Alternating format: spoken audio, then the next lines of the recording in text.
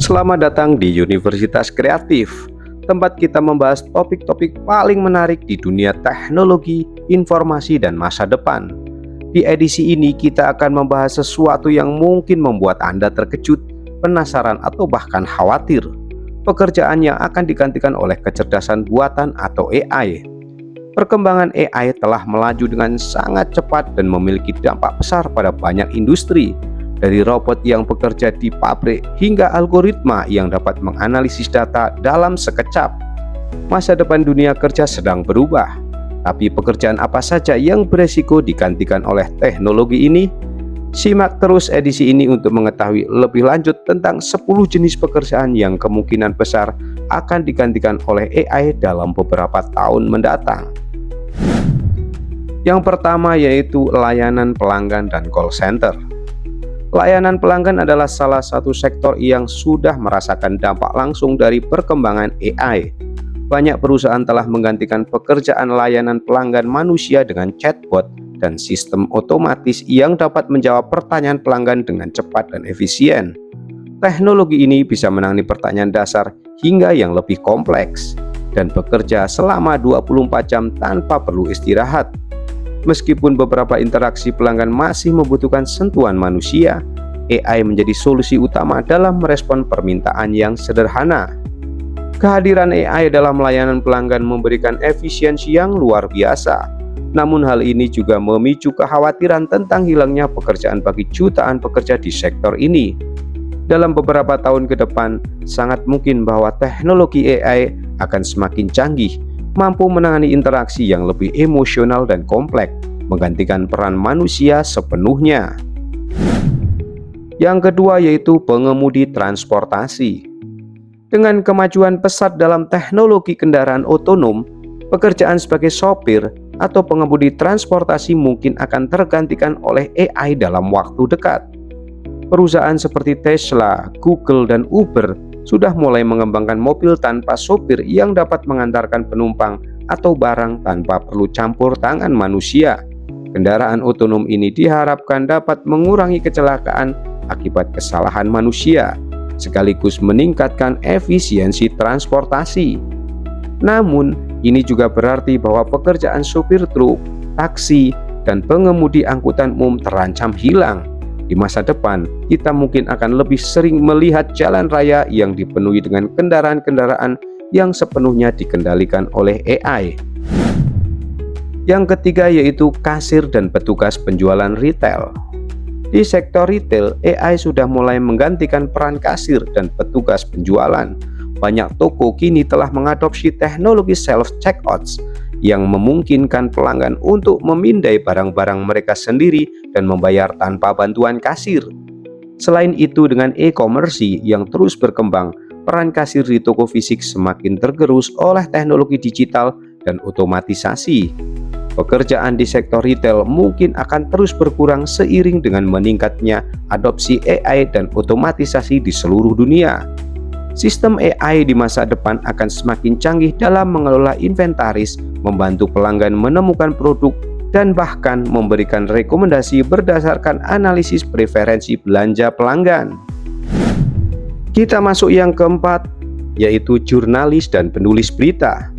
Percaya atau tidak, AI sudah mampu menulis artikel berita sederhana dan melaporkan informasi tertentu dengan akurasi yang tinggi.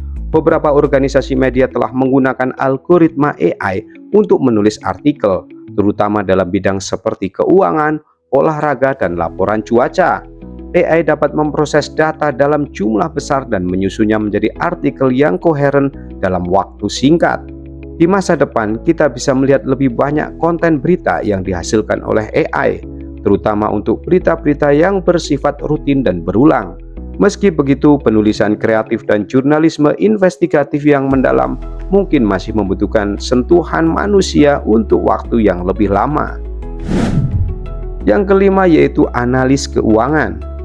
AI juga mengancam pekerjaan analis keuangan, terutama dalam hal pengolahan data dan prediksi pasar. Sistem AI dapat memproses data keuangan secara real-time dan memberikan rekomendasi investasi yang tepat berdasarkan algoritma yang canggih. Perusahaan-perusahaan besar mulai beralih ke solusi AI untuk mengelola portofolio mereka, mengurangi ketergantungan pada analis manusia. Meski demikian, analis manusia masih diperlukan untuk menilai aspek-aspek yang lebih subjektif, seperti perilaku pasar atau tren politik yang mempengaruhi perekonomian. Namun kehadiran AI di sektor ini tidak bisa diabaikan dan bisa mempengaruhi masa depan pekerjaan di bidang keuangan. Kita masuk yang keenam, yaitu tenaga pemasaran digital. Dalam dunia pemasaran, AI telah mulai mengotomatisasi banyak proses, dari analis data hingga penargetan iklan. Algoritma canggih dapat menentukan strategi pemasaran yang efektif dengan menganalisis perilaku konsumen secara real-time dan memprediksi tren berdasarkan data historis. AI bahkan mampu membuat kampanye iklan digital yang dipersonalisasi untuk setiap pengguna berdasarkan preferensi dan kebiasaan belanja mereka.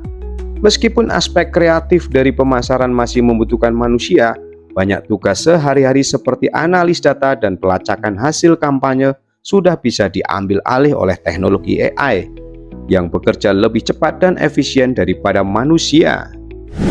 Yang ketujuh yaitu dokter diagnostik dan radiologis. Teknologi AI telah menunjukkan potensi besar di bidang medis, terutama dalam hal diagnosis dan analisis gambar medis seperti sinar X dan MRI. Algoritma AI dapat mendeteksi kelainan pada gambar medis dengan tingkat akurasi yang bahkan bisa melampaui dokter manusia.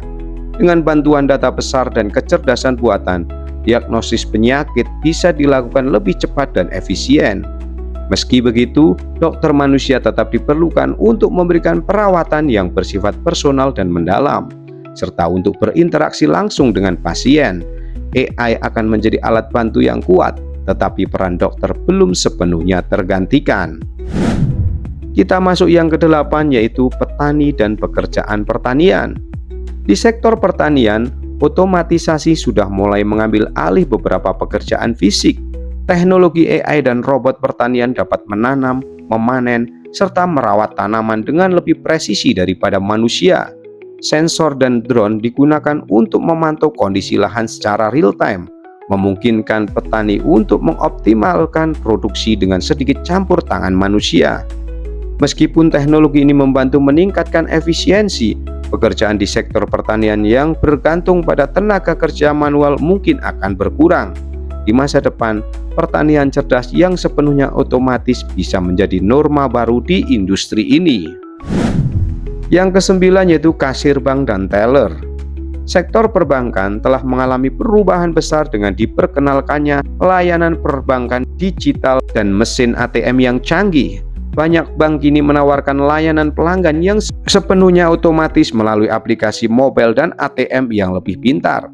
AI bahkan mulai mengotomatisasi layanan perbankan yang lebih kompleks seperti pemberian pinjaman atau manajemen rekening.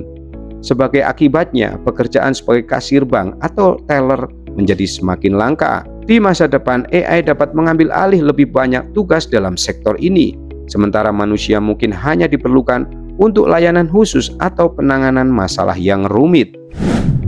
Kita masuk yang ke-10, yaitu peneliti data dan statistik. AI unggul dalam memproses dan menganalisis data dalam jumlah besar. Di banyak perusahaan, peran peneliti data atau analisis statistik sudah mulai digantikan oleh algoritma AI yang dapat menganalisis data dengan lebih cepat dan akurat. Dalam hitungan detik, AI dapat menganalisis laporan yang memprediksi tren dan menganalisis pola dan menawarkan solusi yang tepat untuk berbagai masalah bisnis. Namun, peneliti manusia masih dibutuhkan untuk membuat keputusan strategis berdasarkan data yang dikumpulkan oleh AI. Kombinasi antara kecerdasan buatan dan kemampuan analisis manusia akan menjadi kunci untuk masa depan. Teknologi AI berkembang sangat pesat dan terus mengubah wajah dunia kerja. Meskipun AI menggantikan beberapa pekerjaan, teknologi ini juga menciptakan peluang baru bagi manusia untuk fokus pada aspek-aspek yang lebih kreatif dan strategis.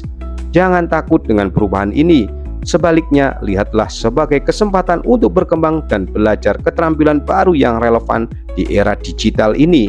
Terima kasih telah menyaksikan video ini di Universitas Kreatif. Jangan lupa untuk like, subscribe, dan bagikan jika Anda menemukan informasi ini bermanfaat. Sampai jumpa di edisi berikutnya. See you next time.